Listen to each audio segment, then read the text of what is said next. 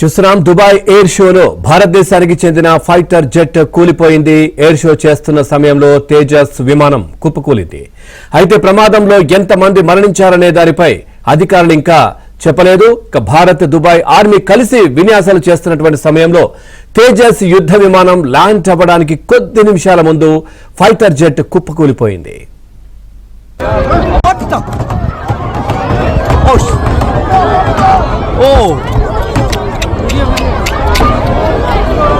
भाई साहब यो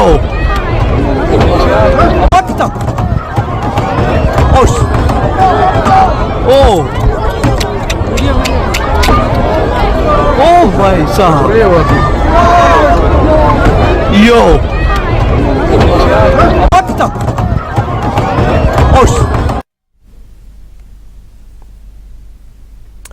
చూస్తున్నాం దుబాయ్ ఎయిర్ షోలో భారతదేశానికి చెందిన ఫైటర్ జెట్ కుప్పకూలిపోయిన దృశ్యాలు. ఇక ఎయిర్ షో చేస్తున్నటువంటి సమయంలో తేజస్ విమానం కుప్పకూలింది. అయితే ప్రమాదంలో ఎంతమంది మరణించారనే దానిపై ఇంకా క్లారిటీ అయితే రాలేదు. ఇక భారత్ దుబాయ్ ఆర్మీ కలిసి విన్యాసాలు చేస్తున్నటువంటి సమయంలో తేజస్ యుద్ధ విమానం ల్యాండ్ అవ్వడానికి కొద్ది నిమిషాల ముందు ఫైటర్ జెట్ కుప్పకూలిపోయింది.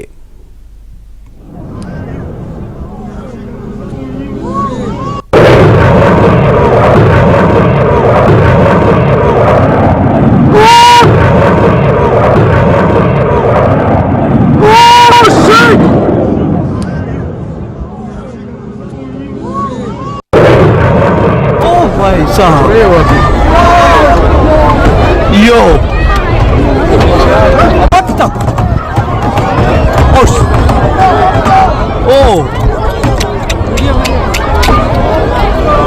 भाई साहब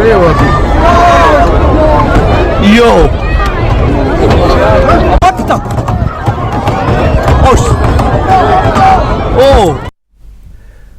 చూస్తున్నాం దుబాయ్ ఎయిర్ షోలో భారతదేశానికి చెందిన ఫైటర్ జెట్ కుప్పకూలిపోయింది. ఎయిర్ షో చేస్తున్న సమయంలో తేజస్ విమానం కుప్పకూలింది. భారత కాలమాన ప్రకారం 2 గంటల 10 నిమిషాల సమయంలో ఈ క్రాఫ్ట్ కూలిపోయినట్టుగా తెలుస్తోంది. అయితే ప్రమాదంలో ఎంతమంది మరణించారనే దానిపై మాత్రం ఇంకా అధికారులు క్లారిటీగా ఇంకా తెలియలేదు. ఇక భారత్ దుబాయ్ ఆర్మీ కలిసి విన్యాసాలు అయితే చేస్తున్నటువంటి సమయంలో తేజస్ యుద్ధ విమానం ల్యాండ్ అవ్వడానికి కొద్ది నిమిషాల ముందు అక్కడ మనం చూస్తా ఉన్నాం ఫైటర్ జెట్ ఒక్కసారిగా కుప్పకూలిపోయింది.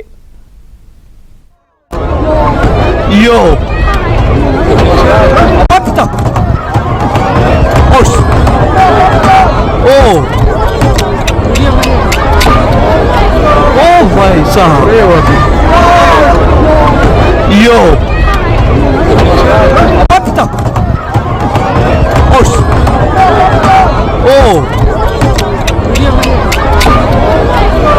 भाई साहब यो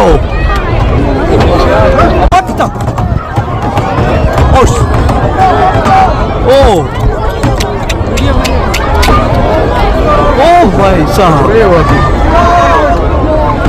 यो